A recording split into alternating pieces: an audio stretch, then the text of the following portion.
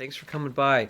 I'd like you to give you your 2 cents on the treatment plan for that young lady with the body dysmorphic disorder. So, my overall goal is to do some cognitive restructuring for her, and more specifically, I'd like to address her perfectionism about her looks.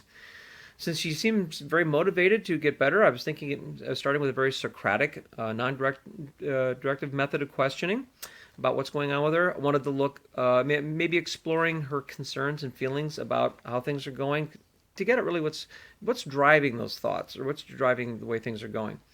Wanted to use the collaborative empiricism and guided discovery paths.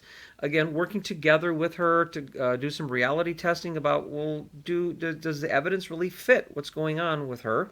And again, if I can just kind of lead her there, guide her there, I think she'll make the right conclusions. Wanted to talk about the antecedent behavior consequence model to help her understand where changes can be made, specifically at the behavioral component. Ask her some questions like, would others react the same way to the same antecedent? Maybe not. How would you like to respond as opposed to the way she actually is? Draw the paths between sort of adaptive responses and maladaptive responses to the same antecedent. In order to broaden her dichotomous thinking into short shades of gray, I wanted to use the spectra or continuum process to develop moderation in her looks.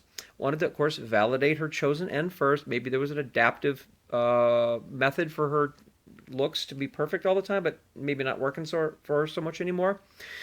I wanted to note that we're not taking away options for her, but we're actually adding some. I wanted to look at the advantages and disadvantages of other ends of the spectrum, or parts of the spectrum.